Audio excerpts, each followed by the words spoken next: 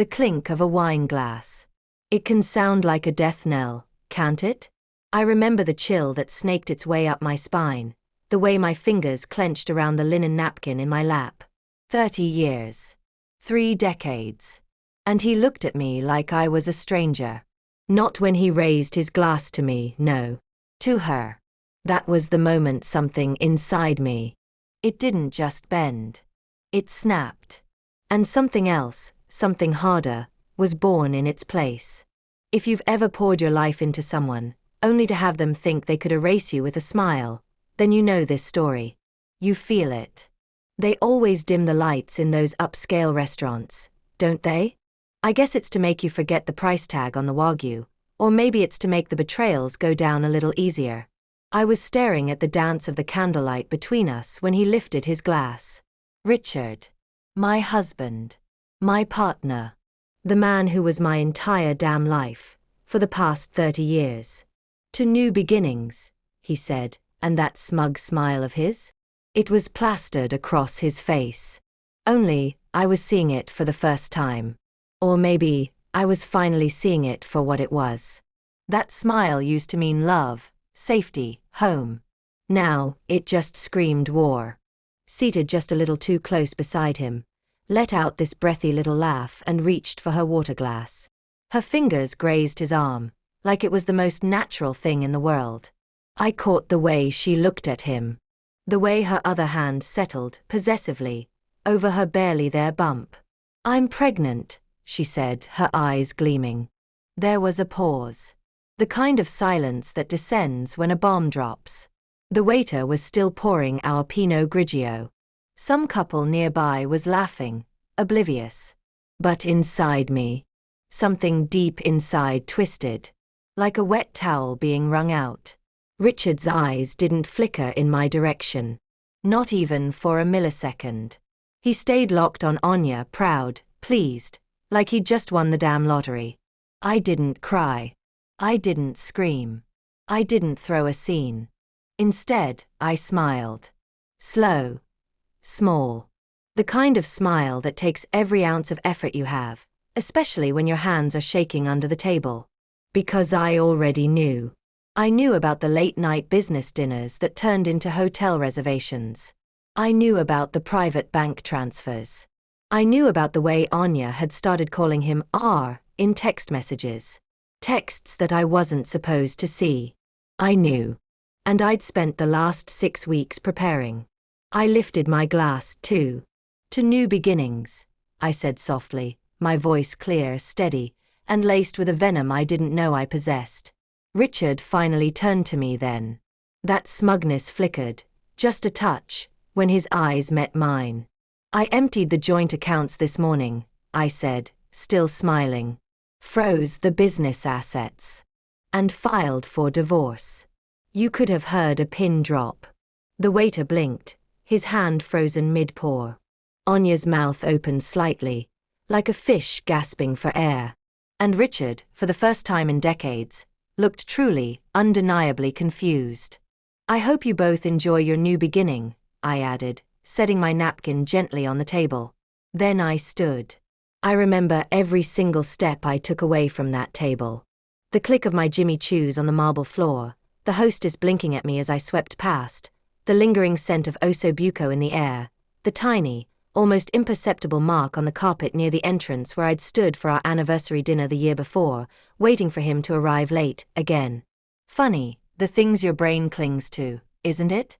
I walked out into the cool night, not as a woman falling apart, but as one finally, blessedly, waking up. And behind me, for once, it was Richard who had some explaining to do. I didn't go home. Not to the McMansion we shared in Pacific Heights. I had a plan. A checklist. I wasn't the Evelyn Carter who had swallowed every insult, every dismissal, every, "You just don't understand the business, sweetheart." That Evelyn had died the moment Anya touched her stomach and called it a miracle.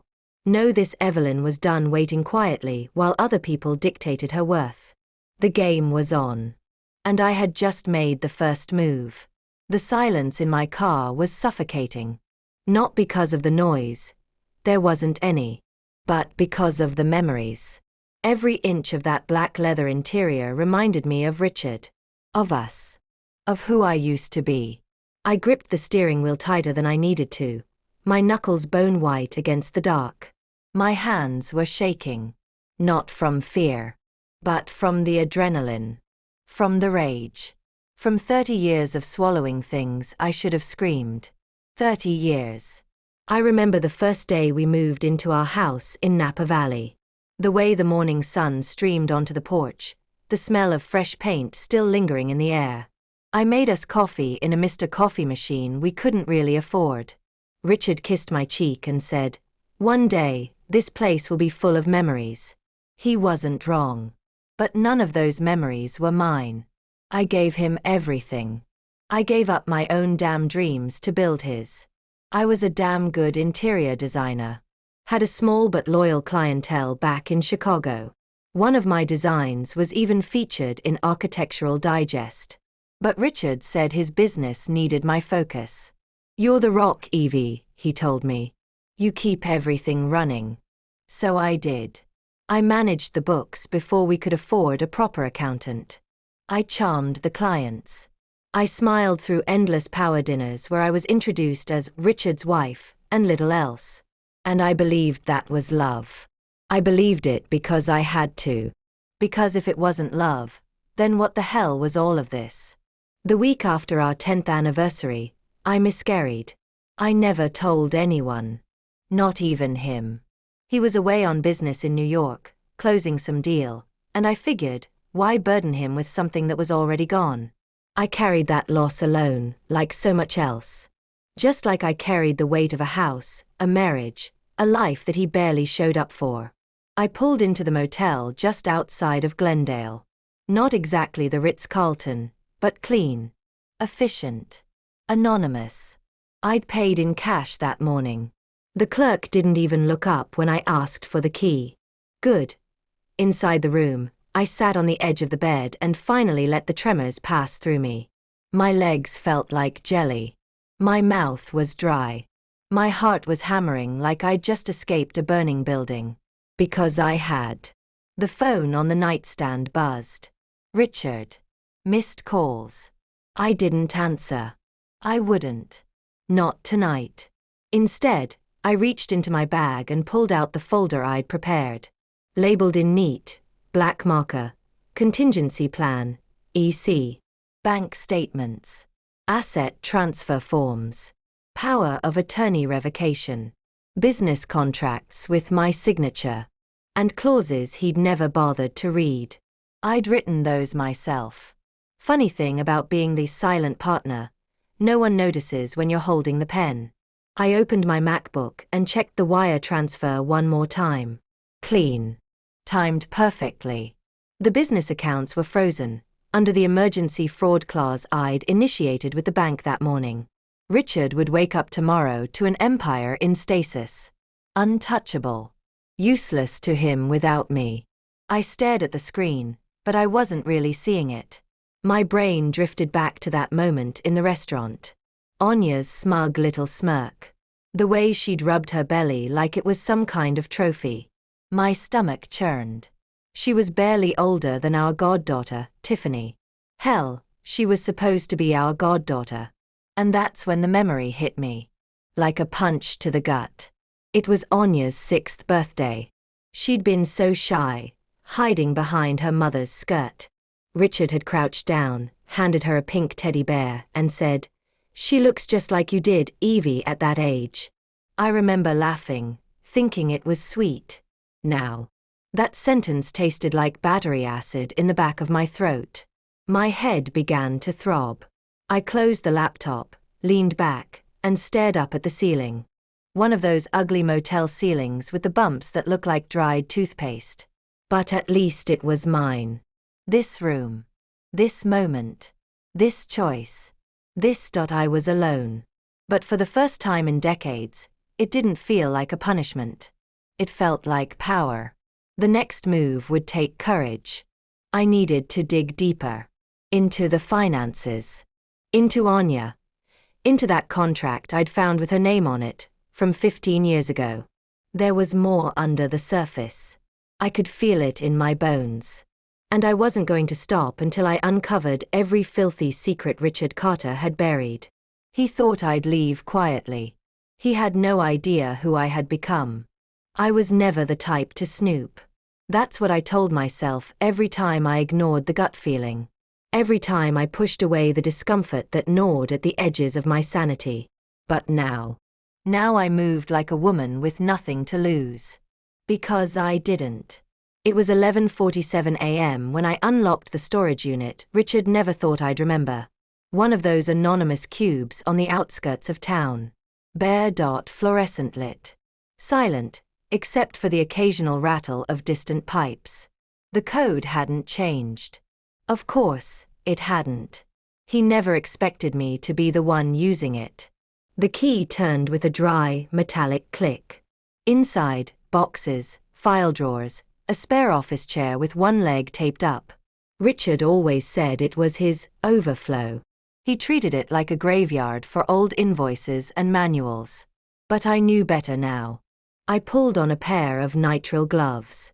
I'd watched enough true crime in the background while folding laundry to know, always wear gloves. Not for a crime scene, but for cleanliness. For detachment. For control. The first few boxes were useless. Tax folders. Client intake forms. Old brochures. But the fourth box down. Something was different. Newer folders. Labeled in Anya's handwriting. She had these bubbly round letters, with little hearts dotting her IS. Of course she did.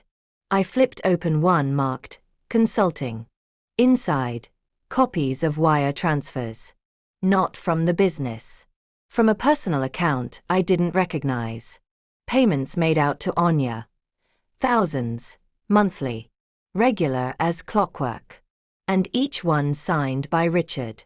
I took a photo with my iPhone, then another, and another. I kept digging. And that's when I saw it. Buried in a manila envelope with no label. A contract. Dated August 8, 2008. A consulting agreement. For Anya Wallace. It claimed she'd be advising on branding and investor relations. There was a clause. A very specific clause. In the event of dissolution of the firm, or the incapacitation of a founding partner, Ms. Wallace will be entitled to a 30% equity stake, guaranteed. My blood turned to ice. 30%. That clause wasn't in any version I had drafted. Not one. I would have remembered. I handled every legal update until Sandra Stockton took over in 2012. But this was dated years before that. I stared at the signature block. Evelyn Carter, co-founder. Richard Carter, CEO. Anya Wallace, consultant. Except my name had been forged. Sloppily. The loop in the E was wrong. The angle of the C was too sharp. I stepped back. My hands clammy inside the gloves. My breath came in short, sharp bursts. A roaring filled my ears, drowning out everything else. 15 years ago. 2008. Richard gave that girl, barely out of college, a path into our company. Into our lives. Not just as some side fling. He was building a future with her. Back when I was still trying to get pregnant. I dropped to the cold concrete floor. My knees hit hard, the ache shooting up to my spine. But I didn't care. Because that's when the last piece of the puzzle slid into place. He had never chosen me. Not once. He tolerated me. Used me. Kept me around because I was useful. Because I played the part. And never looked too closely. And now that I was older, less appealing by his standards, easier to discard, he thought I'd just go away. Like an old piece of furniture. But I wasn't furniture. I was fire. I stood, gathered the documents I needed, and walked out. The city was still asleep. As I drove back toward the motel, I felt the weight of the folder in my lap. Like it was a weapon. And in a way it was. The kind that wounds quietly. Strategically. With no fingerprints. My phone buzzed again. Voicemail. New message. I didn't open it. Not yet. There was more to find. More strings to unravel. But now, for the first time, I had a thread. A thread that led straight to the rotten core of everything. Richard's world was built on lies. And I was going to be the woman who tore it all down. The morning after, the California sun streaming through the cheap motel curtains felt almost mocking. A stark contrast to the opulence I was used to. I woke with a pounding headache, a dull throb behind my eyes, and the gritty taste of stale Chardonnay clinging to the back of my throat. It was a physical manifestation of the emotional wreckage I was wading through. But beneath the discomfort, the fog in my brain was lifting, replaced by a chilling clarity. I wasn't going to let Richard control the narrative any longer.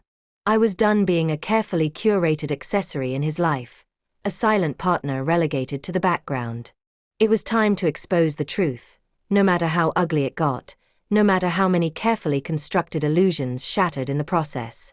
My first call, the one that set the wheels of justice in motion, was to my sister, Diane.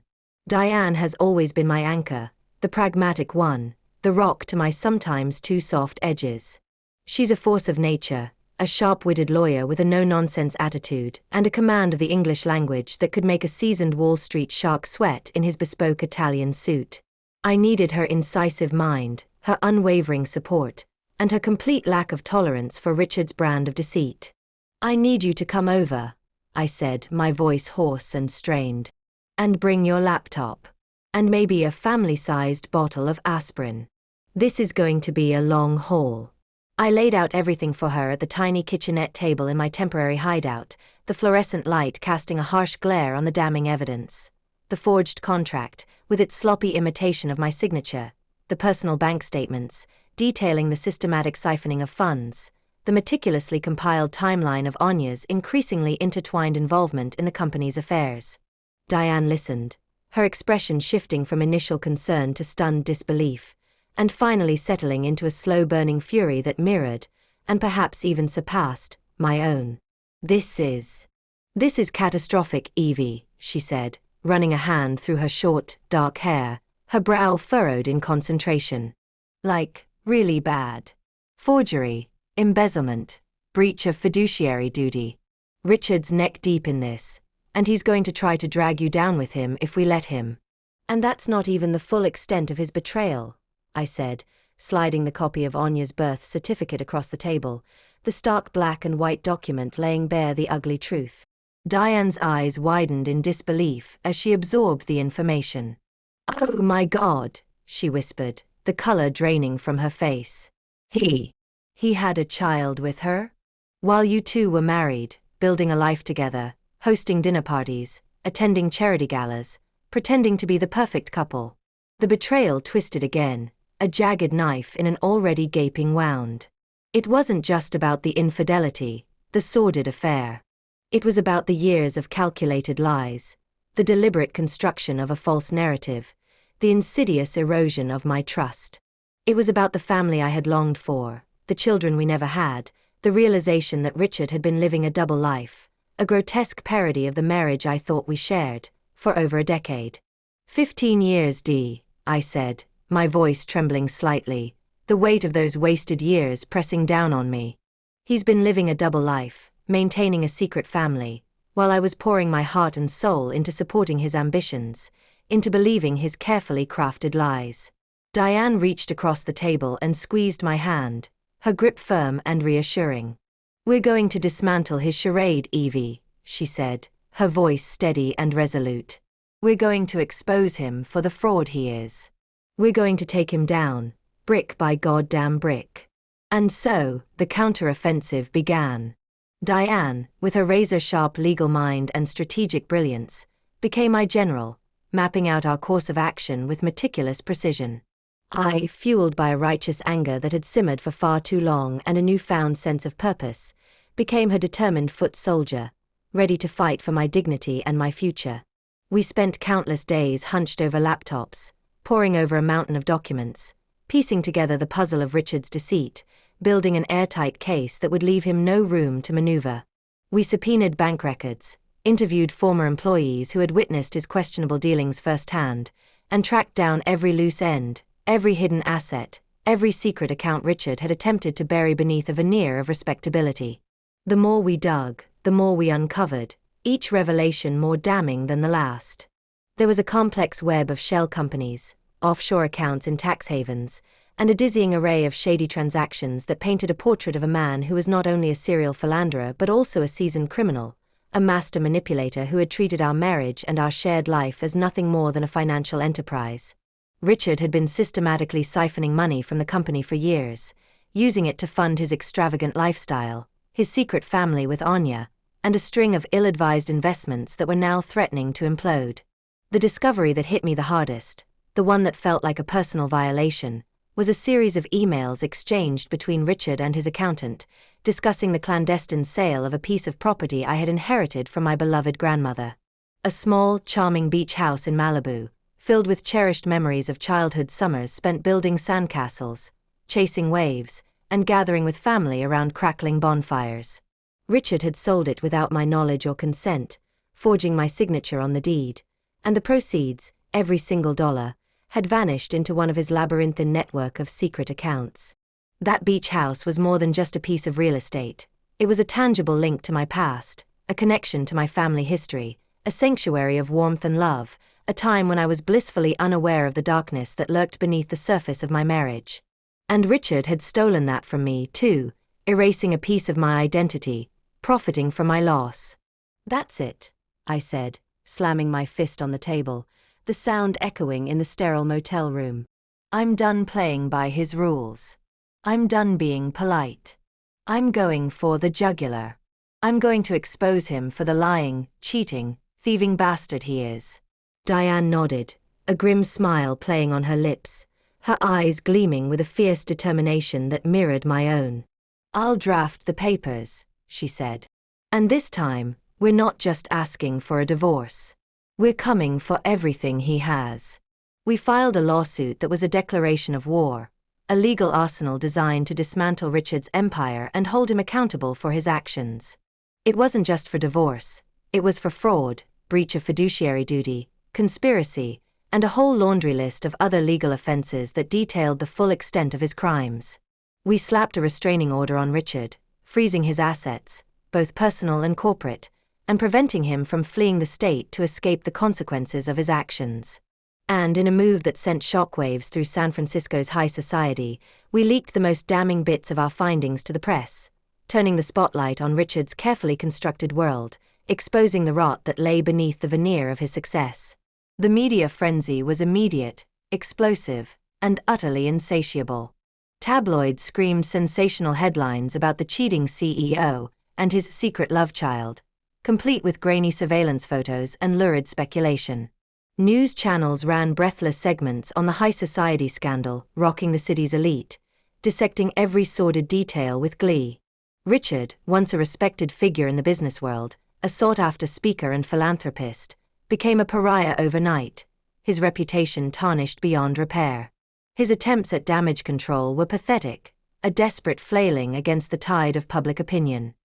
He issued a series of carefully worded denials, his voice trembling slightly as he addressed the cameras, calling my accusations malicious, unfounded, and the product of a bitter, vengeful woman out for revenge.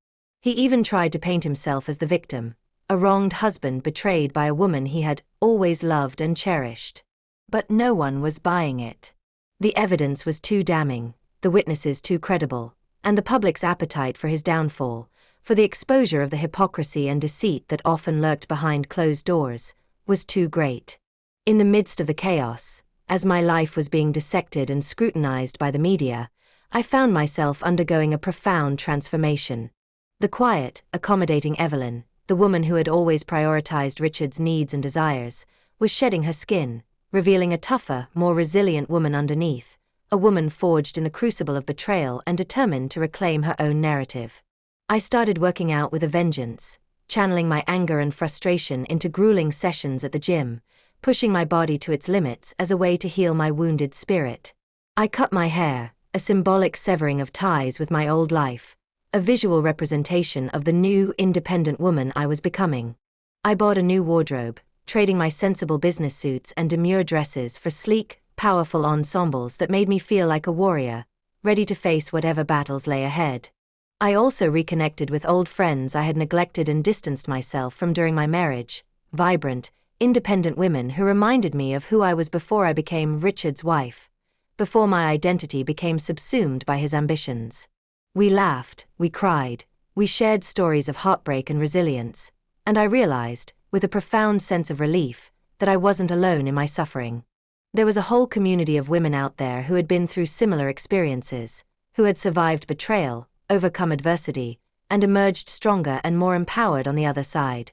The unwavering support of these women, combined with Diane's fierce loyalty and legal expertise, gave me the strength to keep fighting, to persevere even when the weight of the scandal threatened to overwhelm me. I was no longer just fighting for myself, for the restoration of my own life. I was fighting for every woman who had ever been silenced, ignored, marginalized, or betrayed by the men they trusted. I was going to make Richard pay for what he had done, not just to me, but to all of us, to every woman who had ever been made to feel invisible. The ensuing weeks were a whirlwind of legal proceedings, intense media scrutiny, and rare moments of quiet reflection that I clung to like a lifeline. I navigated this new reality with a carefully cultivated composure, honed by Diane's expert coaching and my own growing resolve.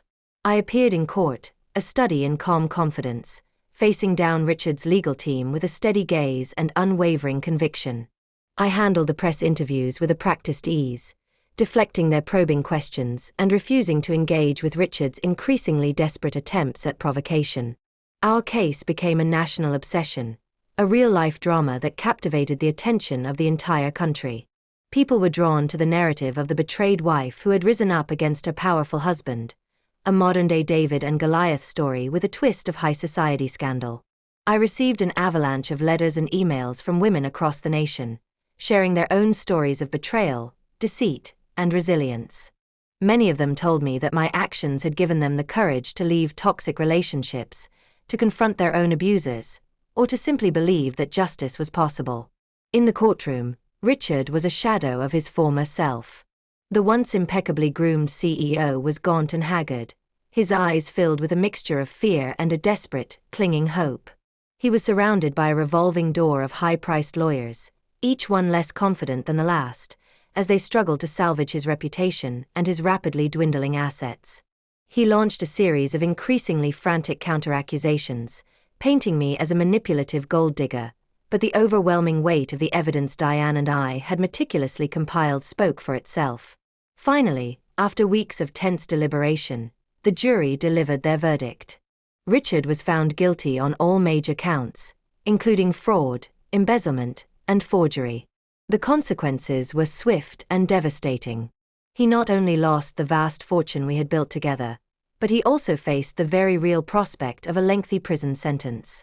A wave of complex emotions washed over me as I heard the verdict read aloud.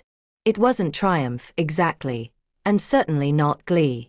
It was something deeper, a profound sense of relief, a closing of a long and painful chapter. Justice, in its own imperfect way, had been served. I had reclaimed my life, my dignity, and a measure of peace I had thought lost forever. But my journey didn't end there. I knew that I had been given a platform, a voice that resonated with millions, and I felt a responsibility to use it for something more than just personal vindication. I couldn't simply walk away and pretend that the systemic issues that had enabled Richard's behavior didn't exist. I decided to establish a non-profit foundation, dedicated to providing legal and financial resources to women who were victims of domestic abuse and financial exploitation. I wanted to empower them with the tools and knowledge they needed to break free from their abusers, to rebuild their lives, and to achieve lasting independence. I also began writing a book, a memoir of my experiences, not just as a cautionary tale, but as a testament to the resilience of the human spirit and the transformative power of self-discovery. My book, Reborn from Betrayal, became an instant bestseller, striking a chord with readers around the world. It soared to the top of every major list, sparking a national conversation about gender inequality, power dynamics in relationships, and the long-lasting consequences of betrayal.